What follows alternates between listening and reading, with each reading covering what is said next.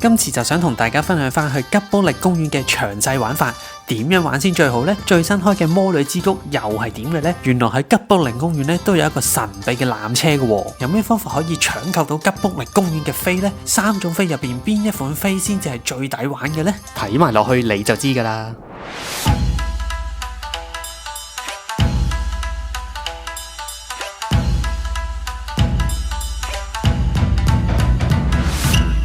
大家好，歡迎翻嚟樂遊日本，我係阿 T。今集咧就繼續翻我嘅名古屋之旅，今日係 Day 2。咁 Day 2咧就做咗2樣嘢嘅。首先咧就去咗呢個吉卜力公園啦，因為今集內容太豐富啦，所以邊度先可以玩煙花同埋點樣買煙花呢？留翻下一集再同大家講啦。咁如果喺香港點樣先可以最簡單買到吉卜力公園嘅飛呢？咁其實你可以去翻呢啲 KKday 啊或者 Klook 呢啲網站呢，佢有陣時咧都有獨立門票買嘅。不過而家呢，佢就推出緊一個吉卜力公園一日遊咁樣啦，咁所以佢唔係淨係去吉卜力公園，佢仲包車接送啦，同埋有嘢食咁樣噶。咁所以呢個價格就會高啲啦。咁因為我自己身處日本嘅關係啦，咁我可以直接去羅森嘅呢一部機嗰度呢買到吉卜力公園嘅門票嘅。咁用呢部機買嘅好處呢，就係唔使上網同人哋排隊爭買飛啦。咁同埋佢可以買到2個月內嘅門票嘅喎。不過吉卜力公園嘅飛呢，好快就賣晒㗎啦。所以呢，如果你哋嚟旅行先至買嘅話呢，咁就未必趕得切啦。我自己咧都係早2個月啦，啱啱搭正佢一開賣咧，我就即刻撳噶啦。咁嗰時揀完飛之後咧，隔咗一陣，可能10零分鐘啦，已經有啲日子咧都已經俾人賣晒噶啦。咁所以咧都真係超級搶手。可能因為佢真係新開嘅關係，同埋我係暑假去啦，所以咧就好搶手啦。咁仲有個方法咧，就係去吉卜力公園自己嘅網站嗰度買飛啦。咁呢度咧佢有分3個門票啦，咁有一個 standard 啦。一個咧就係 premium 啦，同埋一個咧就係比較簡單啲，去得少啲地方嘅。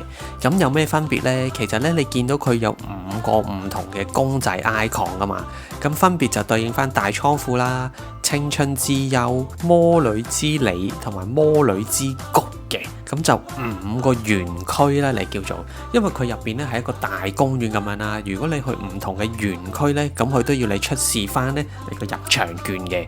咁其實吉卜力公園入邊咧就得呢5個園區嘅啫。呢一個大倉庫咧係一定要去嘅。咁所以最平呢個飛咧，我就唔建議大家購買，因為佢冇咗大倉庫咧，你入唔到咧。其實你同冇去吉卜力公園差唔多，最多嘢影相嘅位置咧都係呢個大倉庫嗰度。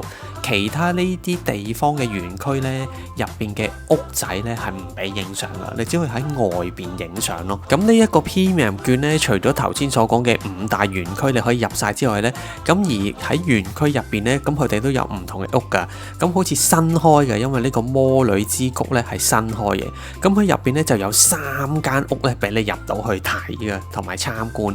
咁最多人去嘅呢，就一定係呢一個哈爾移動城堡入邊啦，因為你入到去個場景呢，真係同電影入邊呢係一樣噶，咁所以呢，我都覺得值得俾貴少少呢係買呢個 Premium 飛嘅。咁我哋去旅行可能大家都淨係去一次嘅啫嘛，咁反正都嚟咗啦，咁不如入埋呢啲入邊參觀啦。雖然冇得影相，咁入去睇得到佢哋嘅屋啊，同埋人哋嘅設計呢，都係一個唔錯嘅體驗嚟嘅。而呢3個分別嘅價錢係乜嘢呢？咁我哋下邊有得睇到啦。如果第一個 Standard 嘅券先，我哋用禮拜6日計啦，咁就4000yen大人，小童咧就大約半價啦，2000 yen嘅。咁如果你話 Premium 券嘅話呢，咁就貴啲，差唔多貴1倍噶，到7800 yen。咁小童咧就係3900 yen，我覺得都值得嘅。如果你唔入去嘅話呢，咁就少咗好多嘢可以睇噶啦。跟住啦，最普通呢個券冇得入大倉庫嘅，咁就淨係2000 yen嘅啫，咁都係等於 Standard 嘅半價啦。不過呢個我就唔推薦啦。咁如果你買門票嘅話呢，入大倉庫呢，其實佢有限定時間嘅喎。咁所以你記得要揀翻你啱嘅時間，因為你過咗時間嘅話呢，佢有機會唔俾你入場噶。唯一一個可以入到場內影相嘅地方呢，就係大倉庫嚟噶啦。咁所以呢，呢個大家要揀啱時間入去。咁好似以我為例啦，我上次呢就揀咗10點鐘呢個時間入場嘅。記得咧要喺指定時間入場喎。入到場咧，佢冇話你要幾點鐘離開㗎，喺個大倉庫嗰度。如果你買咗呢個 Premium 套票，你仲有好多地方可以去㗎嘛。佢每一個園區咧都有少少距離㗎，咁所以咧大家就唔好咁晏啊，預早啲去完大倉庫之後咧，就可以多啲時間去其他唔同嘅園區嗰度玩啦。咁佢個開放時間咧，平日就10點至5點，禮拜六日咧就9點鐘至5點。咁佢場入邊咧都有啲美食車嘅，咁不過都幾多人嘅，同埋因為我係暑假去夏天咧，超級熱咯，咁所以大家就要留意翻食嘢嘅時間啦。咁點樣去呢個吉卜力公園呢？首先我哋要搭地下鐵嘅東山公園線啦，之後要向呢個富士加屋卡嘅方向咧搭車嘅。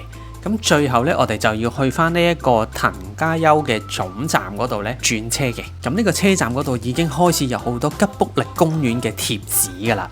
咁而我哋咧就要喺呢個站嗰度轉乘呢個尼尼摩輕軌列車。咁呢架車咧，我哋就唔係搭到總站噶，我哋就搭到去呢個愛地球博紀念公園嗰度落車咧就 OK 噶啦。咁佢呢架咧係單軌列車嚟㗎，咁你去到車頭嗰度咧，仲可以睇到車頭嘅風景嘅。如果中意搭呢啲鐵路嘅朋友仔咧，記得去車頭嗰度就可以影下相啦。咁落咗車沿住行咧，就已經到達呢個吉卜力公園㗎啦。咁喺入口嗰度咧，仲有一間羅神可以俾你買嘢飲嘅。咁沿住一直行咧，會見到一個復古嘅電梯嘅喎。你可以選擇咧唔搭電梯咧行斜路落去嘅，但係嚟到嘅話咧，就梗係睇下呢個電梯有冇咩特別啦。因為呢部電梯個感覺咧都好吉卜力 feel 嘅喎。咁一出 lift 咧，再向前行咧就係大倉庫嘅位置嚟㗎啦。咁我哋嗰日咧就預訂咗10點鐘入大倉庫場次嘅飛嘅。咁大家都記得預早少少排隊等入場啦。咁排隊嘅時候咧，記得要準備定你嘅門票喎，因為職員會幫你初步核實你嘅時間日期啱唔啱，同埋你去唔同嘅園區或者場館嘅話咧，職員咧都會掃一掃你張門票上面嘅 QR code 先可以入場㗎。咁喺吉卜力公園入邊咧，絕大多數嘅室內環境咧，其實都唔可以影相嘅。咁除咗大倉庫呢度咧，佢都有標到明有啲位置咧係可以影相啦，同埋拍片嘅。咁礙於版權同埋神秘感嘅關係咧，我就唔揭露太多啦。但係可以話俾大家聽咧，有邊啲景點咧係必須要去排隊影相嘅。咁首先我推薦大家咧，一入嚟咧最好去呢個天空之城嘅巨人嗰度影咗相先，因為如果唔係咧，之後就會好多人㗎啦。影完之後咧，喺同一個位置嘅下一層咧，仲有個迷你世界嘅喎。咁好多植物啊，所有嘢咧都放大晒㗎。其實我唔知嗰度係咩卡通片嚟嘅。如果知道嘅朋友就可唔可以留言話翻俾我聽咧？咁之後大家就可以翻返去呢個企劃展示嘅 area 嗰度啦。咁入邊咧有好多唔同嘅卡通動畫1比1嘅人形雕塑啦，或者係角色咧俾你影相嘅喎。咁所以呢一度咧記得一定都要入去影相，同埋咧都幾多人排隊㗎。咁所以就要就翻時間啦。好多人咧一嚟到就會去呢一度影相，咁所以咧就會逼晒喺呢度，咁所以咧我就覺得大家可以先去其他嘅位置，等啲人散咗咧，你先至再翻嚟呢度影咧，咁就唔使等咁耐啦。咁大倉庫入邊咧都有個影畫館嘅喎，咁呢個大家千祈唔好錯過。咁你最好咧去問一問呢個影畫館嘅放映時間係幾多點啦，跟住咧早5至10分鐘去排隊入場就 OK 㗎啦。我嗰次睇嗰個咧係講一個昆蟲咁樣㗎，完全冇對白㗎，咁所以咧唔識日文咧都唔使擔心㗎。而且呢啲短片動畫咧淨係吉卜力公園先至有得睇㗎，咁所以咧記得唔好錯過啦。咁大倉庫入邊咧仲有souvenir買嘅喎，而且仲有其他唔同嘅嘢俾你慢慢睇嘅，咁所以就留翻俾大家慢慢探索下啦。呢款牛奶同埋蛋糕，大家又知唔知喺邊一度出現過嘅呢？如果你都知就話我聽啦。咁喺公園入邊咧都有免費嘅 shuttle bus 嘅，咁就去到主要唔同嘅園區嘅。咁不過咧都幾耐一班啦，同埋咧都超級滿座噶。咁所以大家就要留意翻啦。仲有一個最緊要嘅就係要留意翻個方向咯，唔好好似我哋咁樣搭錯方向啦。咁去完大倉庫之後咧，隔離其實好近咧就可以去到呢個新開嘅魔女之谷噶啦。咁見到呢個魔女嘅入口咧，你可以穿入去啦，或者行側邊咧就可以入到去園區噶啦。咁記得咧都要準備定你個門票同埋 QR code 咧，咁先入到噶。咁因為我哋都未食晏啦，咁見到有呢啲得意嘅餐車咧，咁我哋就買咗過嚟睇下咩嚟嘅。咁呢個咧就係一個青蛙嘅 yaki，即係好似燒餅嗰啲咁啦。咁但係佢個餡咧係拿波里意粉嚟嘅喎，係咪好搞笑咧？唔知呢一個又係邊一個卡通動畫入面出現過嘅呢？食咗嘢之後，咁我哋就繼續向前行，就到達魔女之谷啦。咁一入嚟就會見到第一間可以入去參觀嘅屋仔喎。呢一間呢，就係吉卜力入邊 3D 嘅動畫《安雅與魔女》嘅屋嚟嘅喎，唔知大家有冇睇過呢？不過室內呢，就唔可以影相同拍攝嘅，咁所以就留翻俾大家自己入去睇下啦。咁喺魔女之谷呢度呢，咁佢有2個機動遊戲嘅，咁呢一個呢，就係其中之一嘅飛行機啦。咁佢咧要另外收費嘅，咁所以如果想玩嘅話咧，要喺另一個位置咧俾錢買飛啦。咁喺飛行機嘅隔離咧，就見到我最想去嘅其中之一個景點，就係哈爾移動城堡啦。雖然呢一個城堡咧就唔識得行嘅，但係你見到咧佢前邊嗰2支炮咧，其實都識喐嘅喎，咁都叫做有少少誠意啦，係咪？飛過呢一隻係咪哈爾嚟嘅咧？咁佢前邊咧仲有一個打卡位咧，俾大家影相，咁所以咧記得唔好錯過啦。咁喺俾咗錢入去嘅園區入邊咧，間唔中都會有呢啲小裝飾，咁大家就可以自己揾下發掘下啦。咁呢度咧仲有間奇奇麵包店嘅喎，咁大家如果肚餓咧都可以過嚟買翻啲特色嘅麵包食嘅。咁最後我哋買咗5款包食啦。咁你問我咧個樣係幾靚嘅，但係好唔好食咧我就覺得正常水準咯。咁都係我哋打卡為主啦，係咪？最後一站咧就去我最期待嘅龍貓之森啊！因為咧我真係好細個已經睇龍貓噶啦，咁所以咧都好期待嘅。但係我哋搭唔到貓巴士又搭唔到 shuttle bus 咧，所以我哋就唯有揀徒步去啦。咁去到龍貓之森嘅入口咧，其實已經見到咧有貓巴士可以坐噶咯喎。咁貓巴士咧要另外收費，同埋佢有部機可以買飛嘅。不過佢可以去嘅地方咧就好有限嘅啫。咁所以有興趣嘅朋友咧嚟到就記得買飛試下啦。入口嘅位置咧都有個手信鋪可以俾你買嘢嘅。咁提翻大家咧，唔同園區咧都有唔同嘅手信可以買嘅喎。咁所以見得啱咧就記得快啲買咗佢先啦。當你直行嘅時候咧，會見到有分叉路口嘅喎。呢個時候咧，記得唔好即刻去右邊草子佢哋屋企先喎。我哋行左邊咧，沿住山上面咁樣上去咧，有一架特別嘅纜車可以搭㗎。咁喺呢個纜車嗰度咧，佢仲有一個龍貓嘅巴士站牌咧，俾你可以影相嘅喎。咁記得咧，唔好錯過呢個打卡嘅機會。咁同埋我都問過職員啦，呢一架纜車係全部人都可以搭嘅。咁當然如果有一啲有優先需要嘅客人嘅話咧，咁就會優先俾佢哋使用先㗎。咁呢架纜車咧細細架嘅，咁我估載到10個人左右啦。咁而且咧，你上咗車之後咧，好似撳 lift 咁樣嘅喎，要自己撳咧向上定係向下行嘅。咁個職員就會指示你，叫你撳向上，咁佢就會閂門開車㗎啦。咁呢個纜車咧，你搭嘅時候咧，大約分零鐘左右啦，就會去到山頂位置㗎啦。咁唔係好多人知道有呢個纜車㗎，咁所以咧記得要體驗下啦。咁一上到嚟咧，就見到好大隻龍貓啦。咁而且小朋友嘅話咧，仲可以捐入去隻龍貓入邊咧，望翻出嚟嘅喎，好搞笑㗎。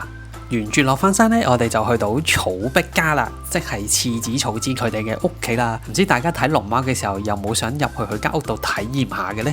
會唔會想上去2樓嗰個閣樓揾下有冇煤炭屎鬼嘅呢？咁你嚟到嘅話咧，記得自己去探索下啦。我想講咧，佢間屋咧真係做得都幾仔細㗎，連一啲角落頭位啦，佢哋嘅用具啊，同埋連條木柱嘅煤嘅程度啊，佢都做翻出嚟還原翻嘅喎。咁所以我覺得個獎真度咧都真係非常之高嘅。所以點解我建議大家一定要買貴啲嘅 Premium 門票咧？就係因為可以入到呢啲屋仔入邊咧，體驗翻當時嘅場景啦。如果唔係咧，你就錯過晒呢啲嘢㗎啦。佢出邊咧仲有呢一個場景嘅，大家睇個龍貓嘅話，仲記唔記得佢哋做緊咩呢？咁我哋由朝頭早10點鐘玩到4點幾呢，咁我哋去咗大倉庫啦、魔女之谷啦，同埋龍貓之森3個地方嘅。咁另外仲有2個地方呢，我哋就去唔切啦，因為時間嘅限制。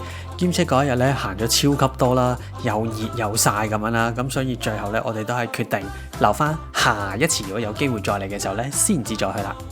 最後走之前咧，記得入埋去右手邊嗰間羅神喎，唔好以為佢淨係一間普通嘅羅神啦，其實入邊咧有超級多手信可以買嘅喎，分分鐘咧有啲連喺入邊吉卜力冇嘅嘢咧，佢呢度都有噶，所以咧記得入去睇一睇先好走啊！最後咧，亦都要多謝團友們咧一齊去呢個吉卜力公園玩咗1日嘅。好，咁中意呢條片嘅話咧，記得 like、share 同埋 subscribe 我嘅 channel 啦。咁如果想睇多啲我喺日本生活嘅瑣碎事咧，就記得 follow 埋我嘅 IG 啦。好，咁我哋就下次再見，拜拜。